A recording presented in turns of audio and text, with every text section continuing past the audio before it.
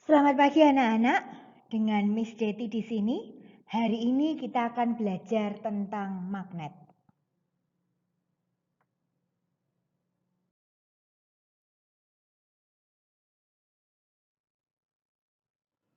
Anak-anak, apakah kalian pernah melihat hiasan yang ada pada almari pendingin atau kulkas?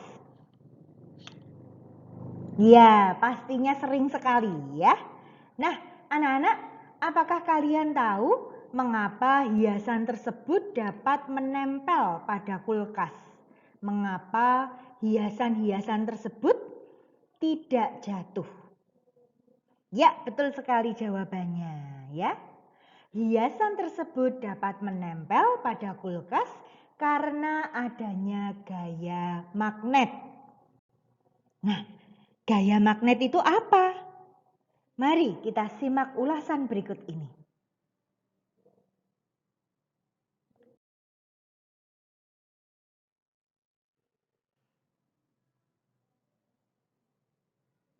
Nah, anak-anak, ternyata gaya magnet adalah gaya tarik atau tolak pada magnet yang ditimbulkan oleh benda-benda magnetis. Ini saya ulang sekali lagi. Gaya magnet adalah gaya tarik atau tolak pada magnet yang ditimbulkan oleh benda-benda magnetis.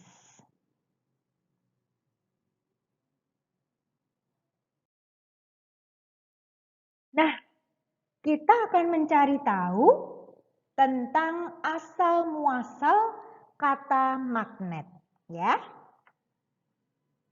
Anak-anak, kata magnet berasal dari bahasa Yunani, magnetis lithos, yang berarti batu yang berasal dari magnesia. Nah, kira-kira magnesia itu berada di daerah mana? Di negara mana? Yuk kita cari tahu bersama ya. Magnesia adalah nama sebuah wilayah di Yunani pada masa lalu. Kini bernama Manisa. Sekarang berada di wilayah Turki. Di magnesia ini terkandung batu magnet yang ditemukan zaman dahulu di wilayah tersebut. Nah, sudah jelas ya asal-usul kata magnet.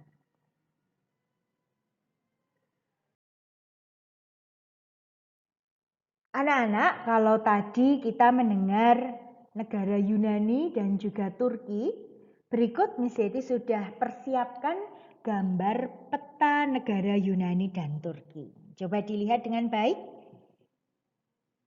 Nah, tadi kita juga menyebut nama magnesia atau sekarang namanya Manisa. Berikut gambar petanya. Kota yang dimaksud sudah Miss Deti beri lingkaran warna biru. Dahulu di tempat itulah orang pertama kali menemukan batu yang dapat menarik besi. Batu itu kemudian dinamakan magnet.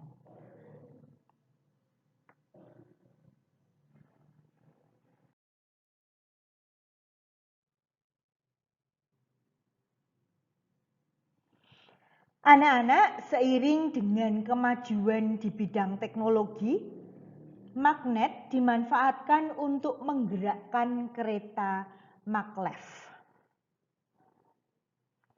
Kereta maglev ya, singkatan dari magnetically levitated trains, dalam bahasa Indonesia disebut kereta api letivasi magnetik.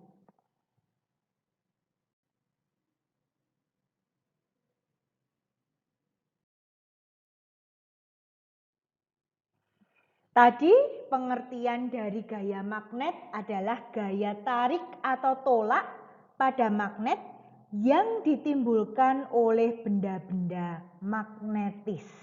Nah, Tadi dari pengertian ini kita sudah membahas asal-usul kata magnet. Saat ini kita akan fokus pada benda-benda magnetis. Nah, ada benda-benda magnetis berarti ada pula benda-benda yang non-magnetis. Sebenarnya yang dimaksud dengan benda-benda magnetis itu apa? Mari kita simak penjelasan berikut ini. Benda magnetis dan benda non-magnetis. Anak-anak, magnet dapat menarik benda lain, tetapi tidak semua benda dapat ditarik oleh magnet. Benda yang dapat ditarik oleh magnet dengan kuat disebut benda magnetis atau benda feromagnetis. Ya, Miss Deti ulang sekali lagi. Benda yang dapat ditarik oleh magnet dengan kuat disebut benda magnetis atau benda feromagnetis.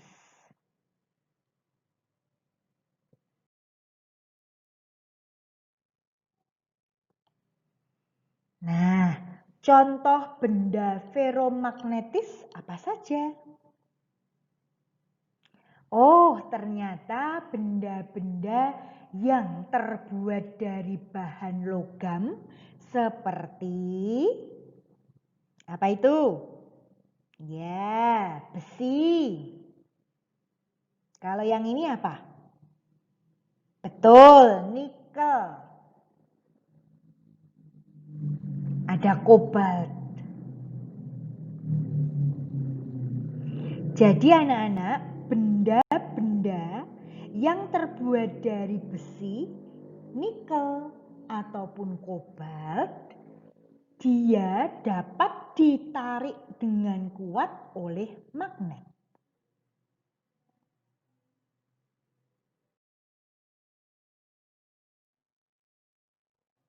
Lantas, di kehidupan kita sehari-hari, benda apa saja yang terbuat dari nikel ya? Coba kita simak. Wah, ada sendok dan garpu, tetapi itu adalah bahannya stainless steel, ya. Manfaat nikel dalam kehidupan sehari-hari adalah sebagai bahan campuran pembuatan stainless steel. Perabotan stainless steel umumnya menggunakan bahan nikel karena memiliki ketahanan terhadap karat. Jadi tidak mudah berkarat, ya. Selanjutnya, selain sebagai bahan pembuatan stainless steel, manfaat nikel untuk kehidupan sehari-hari berikutnya adalah untuk pembuatan koin.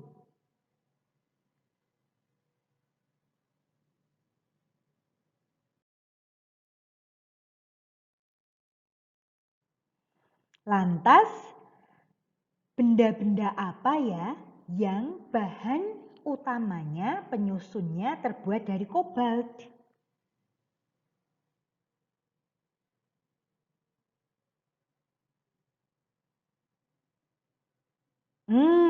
Kobalt digunakan pada paduan untuk bagian mesin pesawat terbang. Kobalt banyak digunakan pada baterai juga.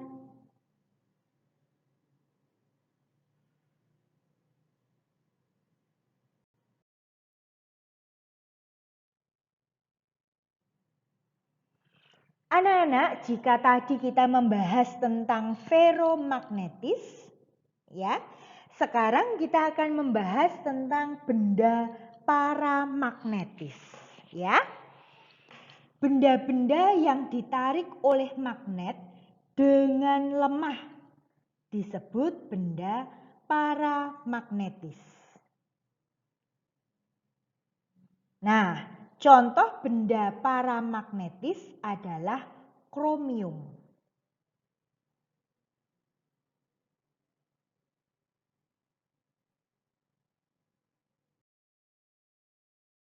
Anak-anak, kita tadi sudah membahas tentang benda ferromagnetis. Ya, apa tadi? Betul, benda yang dapat ditarik dengan kuat oleh magnet. Ya, dan juga kita tadi sudah belajar tentang benda paramagnetis. Ya, benda yang ditarik oleh magnet dengan lemah. Nah, saatnya kita membahas tentang benda diamagnetis. Benda-benda yang tidak ditarik oleh magnet disebut benda diamagnetis. Benda diamagnetis tidak mengandung salah satu dari bahan logam seperti besi, nikel, atau kobalt. Benda diamagnetis dan paramagnetis tergolong benda non-magnetis. Jelas ya?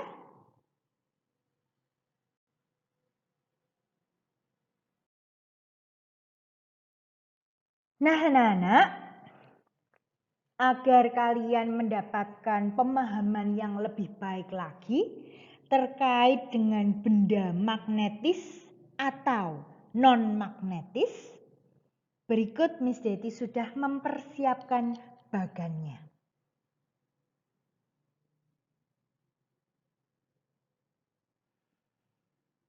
Ada benda magnetis dan juga benda non-magnetis. Benda magnetis ini meliputi ferromagnetis. Ferromagnetis itu apa? Ferromagnetis adalah benda yang dapat ditarik oleh magnet dengan kuat. Sedangkan yang termasuk dalam benda non-magnetis adalah paramagnetis dan juga diamagnetis. Yang dimaksud dengan paramagnetis adalah benda yang ditarik oleh magnet dengan lemah. Sedangkan diamagnetis tadi apa? Betul sekali ya. Benda yang tidak ditarik oleh magnet. Sudah jelas ya?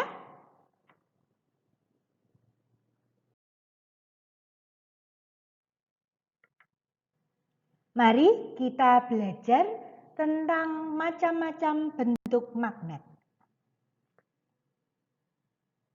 Ada magnet batang,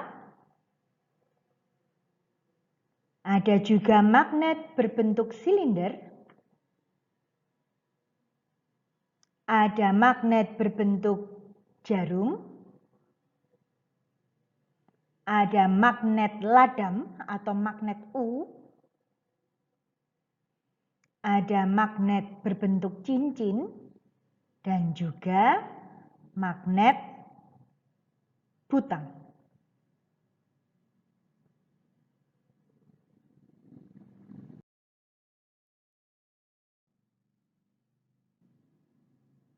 Anak-anak, kekuatan gaya tarik magnet tidak merata di seluruh sisi atau bagiannya.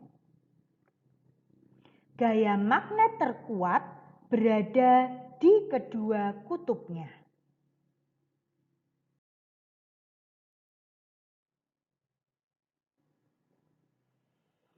Nah, kita akan membahas tentang medan magnet.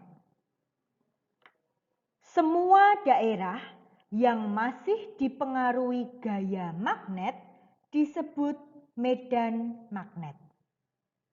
Ya, jadi jika ada pertanyaan, apa yang dimaksud dengan medan magnet?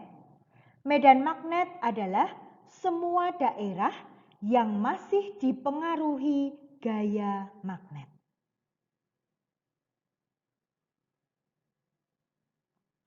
Medan magnet inilah yang menyebabkan terbentuknya pola tertentu. Pola ini disebut garis-garis gaya magnet.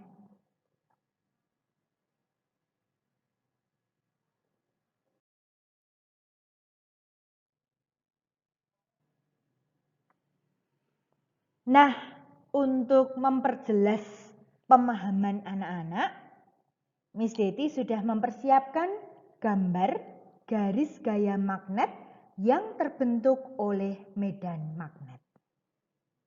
Silakan diamati.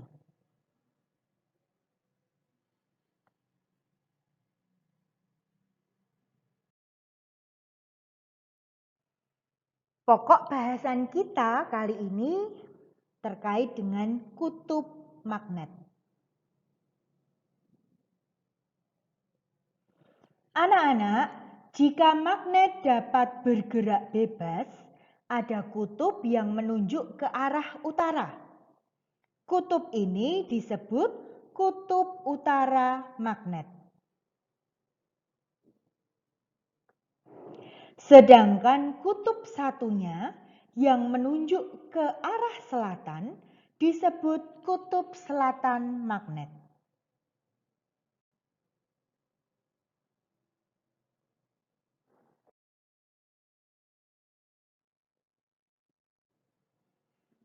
Nah, setiap kutub pada magnet memiliki sifat istimewa. Yuk, kita simak penjelasan berikut terkait sifat istimewa kutub magnet.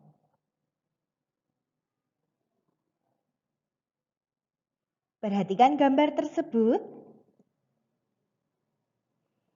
Kutub yang tidak sejenis, coba dilihat di gambar, ada kutub utara didekatkan dengan kutub selatan. Ya, jika kutub yang tidak sejenis tersebut didekatkan, maka akan tarik-menarik. Kutub utara magnet akan menarik kutub selatan magnet yang lain. Demikian juga kutub selatan magnet akan menarik kutub utara magnet yang lain.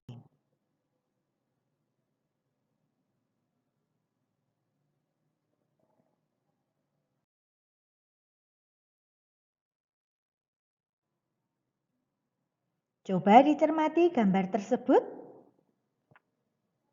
Berikut penjelasan dari gambar itu. Kutub yang sejenis jika didekatkan akan tolak-menolak.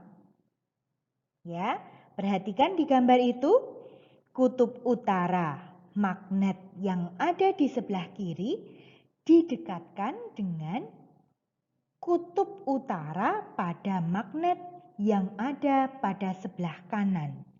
Mereka saling menolak. Kutub utara magnet akan menolak kutub utara magnet yang lain. Demikian juga dengan kutub selatan akan menolak kutub selatan magnet yang lain. Sudah jelas ya?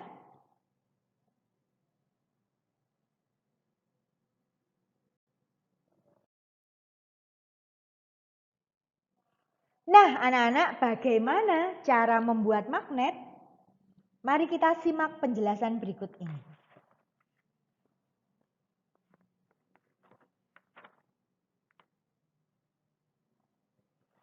Berdasarkan cara terbentuknya, magnet dibedakan menjadi dua. Yang pertama adalah magnet alam dan yang kedua adalah magnet buatan. Yang dimaksud dengan magnet alam itu apa sih?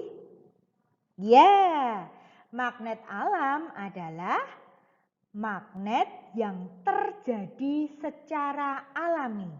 Contohnya adalah magnet bumi. Lantas, magnet buatan itu apa? Iya, betul sekali. Magnet buatan adalah magnet yang sengaja dibuat oleh manusia.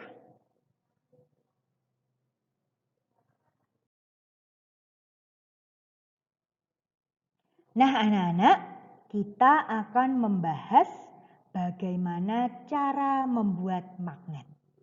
Ada 3 cara. Yang pertama adalah induksi, yang kedua gosokan, yang ketiga aliran listrik. Mari kita ulas satu persatu.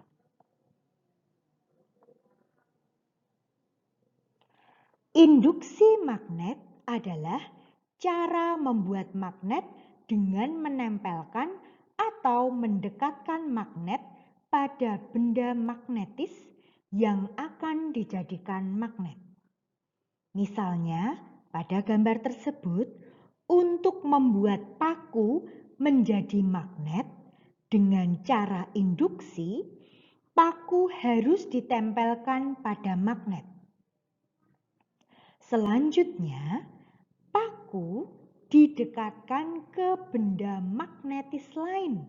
Misalnya adalah serbuk besi. Serbuk besi tersebut akan menempel pada paku. Anak-anak, magnet yang dibuat dengan cara induksi sifatnya sementara saja. Sifat ini akan hilang ketika magnetnya dilepaskan.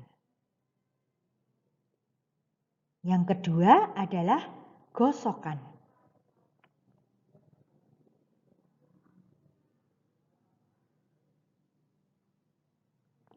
Membuat magnet dengan cara gosokan dilakukan dengan menggosokkan magnet pada batang besi atau logam.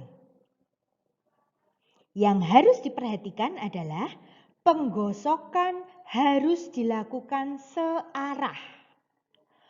Ujung besi yang digosok akan bersifat magnet. Semakin lama waktu penggosokan, semakin kuat sifat kemagnetan pada besi atau logam tersebut. Selanjutnya adalah membuat magnet dengan dialiri listrik.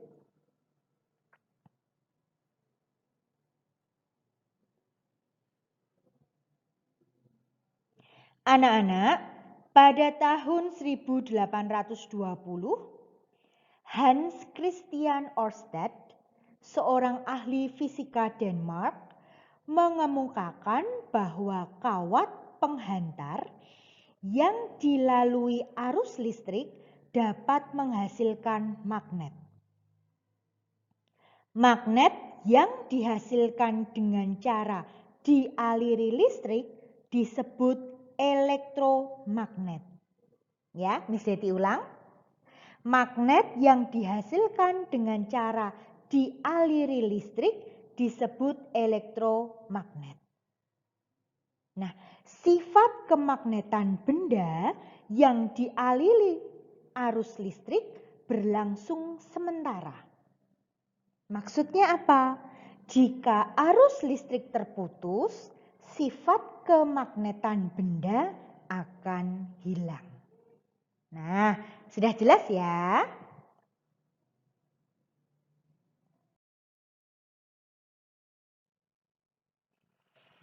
Anak-anak, logam yang digunakan untuk membuat magnet buatan yaitu besi dan baja.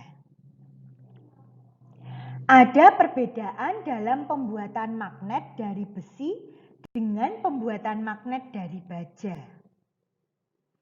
Besi lebih mudah dibuat menjadi magnet daripada baja. Tetapi kemagnetan besi lebih cepat hilang dibandingkan baja.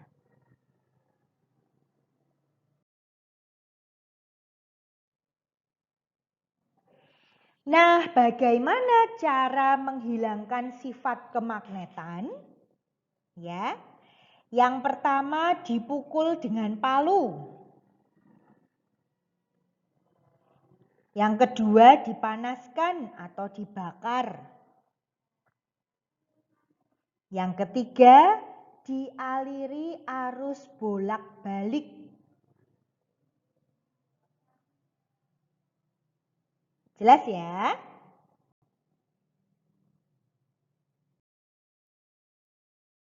Nah, anak-anak, sampai di sini terlebih dahulu pembelajaran kita hari ini tentang magnet. Sampai jumpa pada video pembelajaran selanjutnya. Keep healthy and God bless you all.